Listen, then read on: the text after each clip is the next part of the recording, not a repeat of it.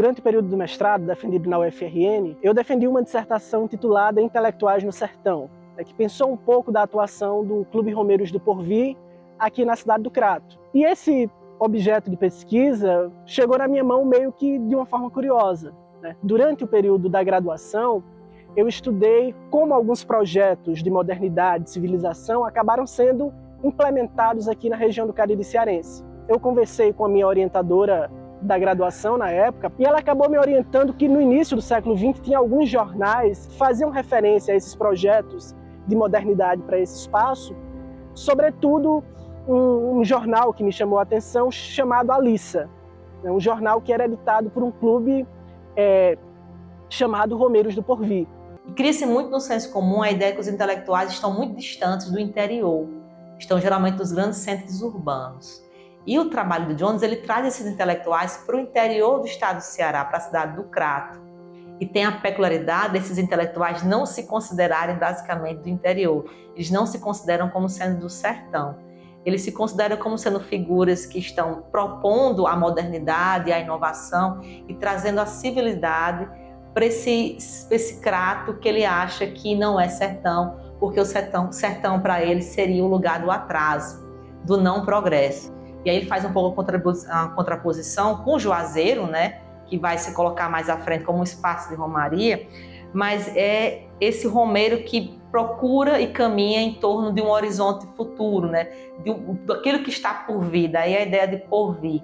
Os romeiros que estão caminhando em torno da civilidade, em torno do progresso, e eles vão criando, por meio dos espaços de sociabilidade que eles vão construindo, e colocar em circulação a representação de que o Crato é um espaço de civilidade, é um lugar diferente de todas as outras cidades, é um lugar que está à frente do tempo. Isso é interessante, o trabalho dele também, para pensar o nosso cotidiano, como estudar a representação é algo importante. Muitas vezes a gente acha que o simbólico não nos importa, né?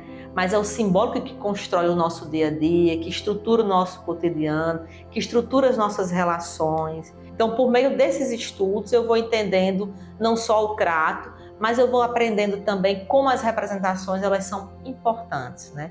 Estudar o simbólico, seja no sertão, seja em qualquer outro local, é extremamente importante para a gente entender como as pessoas pensam, como estruturam e como as relações de poder se dão para além da força física, se dão também nesse lado mais simbólico, mais imaginário, e às vezes tão sutil que passa desapercebido, mas que consegue nos prender muito mais do que a força física.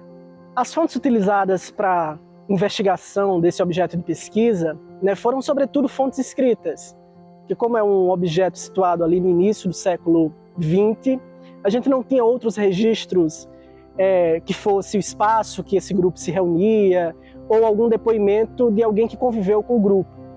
Então, eu fiz um mapeamento inicialmente de todos os jornais que circularam na cidade do Crato e que tinham mencionado a existência desse grupo, ou pelo menos um movimento cultural ali naquele início de século que em alguma medida era efervescente, mas também outras fontes me ajudaram a ir mapeando ainda mais esse cotidiano mais íntimo do grupo, né? Como, por exemplo, a transcrição das atas das reuniões de encontro do Clube Romeiros do Porvir, que algumas foram transcritas para os jornais Alissa. Então, essa fonte em específico me ajuda a entender essa dinâmica mais íntima, mais própria de relação entre esses intelectuais e a forma que eles se organizavam nesse grupo. Também, para além dos jornais que circulavam no Crato, como A Cidade do Crato, Sul Cearense e o próprio jornal Alissa, alguns livros de memorialistas que viveram naquele período me serviram muito para entender o cotidiano daqueles sujeitos, né? Como, por exemplo, o livro O Crato do Meu Tempo, do Paulo Elpidio Menezes, né? Que traz algumas memórias da existência desse grupo, por exemplo, e até mesmo da relação com o José Alves de Figueiredo, um dos integrantes do grupo Romeiros do Porvir.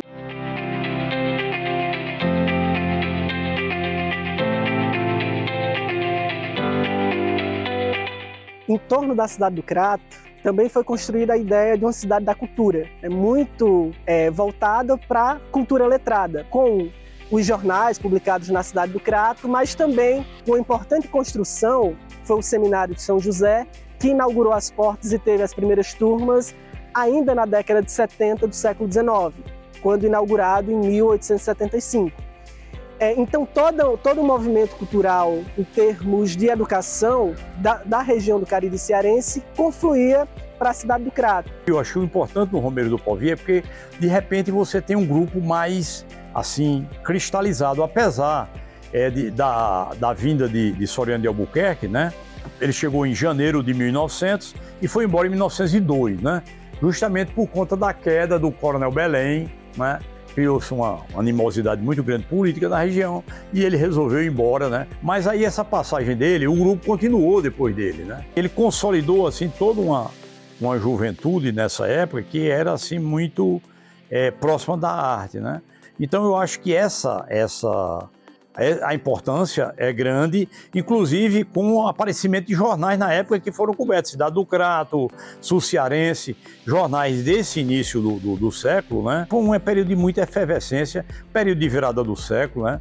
E assim, um período de muita efervescência aqui, e certamente os Romeiro do Povi não foram só ator disso daí, mas também precursor dos movimentos que partiram daí, né? Daí por diante.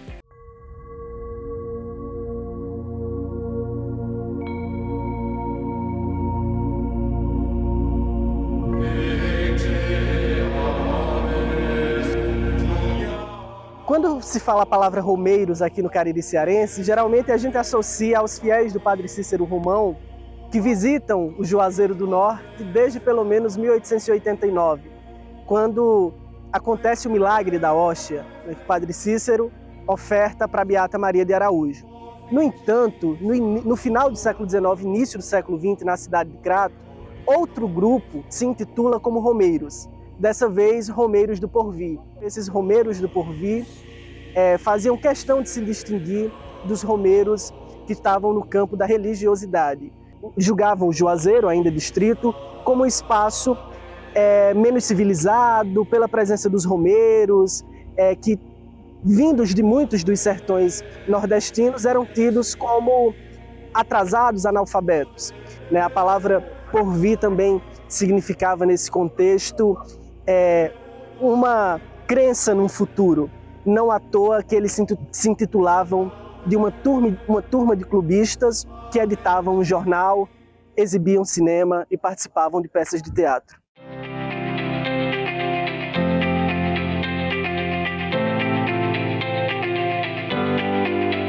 Durante boa parte do século XIX, aqui no Cariri cearense, se construiu a ideia de que o Cariri não fazia parte do sertão, né?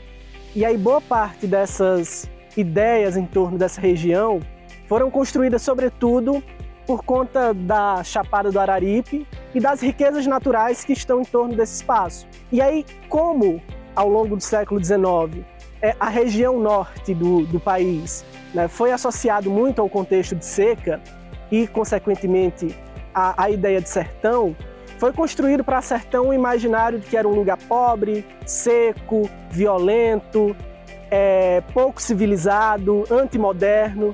E aí, quando se falava na região do Cariri cearense que tinha, em alguma medida, experiências com cultura, como jornais, um seminário que foi inaugurado ainda na segunda metade do século XIX e outras iniciativas que apontavam para essa perspectiva, né, tentou-se ler essa região como um espaço diferente do espaço sertanejo.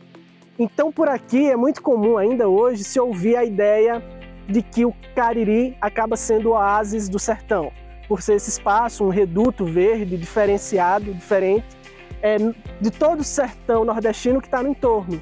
E aí, esse imaginário construído durante todo o século XIX, ele acaba repercutindo nos repertórios e nos pensamentos intelectuais do século XX. Não à toa, o Clube Romeiros do Porvir, quando fundado no ano de 1900, tinha uma defesa intransigente da região como um espaço que se diferenciava dessa ideia de sertão, né? Então, eles não pensaram na possibilidade de ler o Cariri como um sertão diferente, um sertão moderno, um sertão verde, um sertão rico, mas tentaram afastar o Cariri cearense dessa ideia de sertão.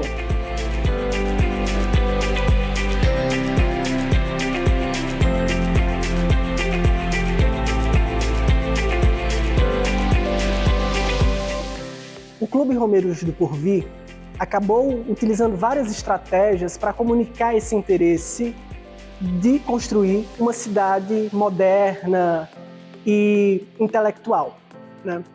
Desse modo, tanto as exibições cinematográficas, as sessões teatrais ou a publicação de um jornal, em alguma medida, foi utilizado por esse grupo para justificar esse desejo de modernizar esse espaço. Justificava para eles a ideia de que essas iniciativas ajudavam a distanciar o Crato e o Cariri dessa ideia de sertão que era muito cristalizada no final do século XIX, início do século XX, do sertão como algo atrasado ou incivilizado, né? Então, toda essa produção, em alguma medida, orientou essa separação do Cariri com o sertão, né? Então, esse, em alguma medida, foi a investida do grupo, né? Quando eles se nomeavam de intelectuais, mas quando eles chamavam a cidade de Crato como uma cidade futurosa, ou então quando eles prometiam fazer pelo Crato tudo num futuro muito próximo, para ainda mais alimentar essa ideia de cidade moderna, civilizada e letrada.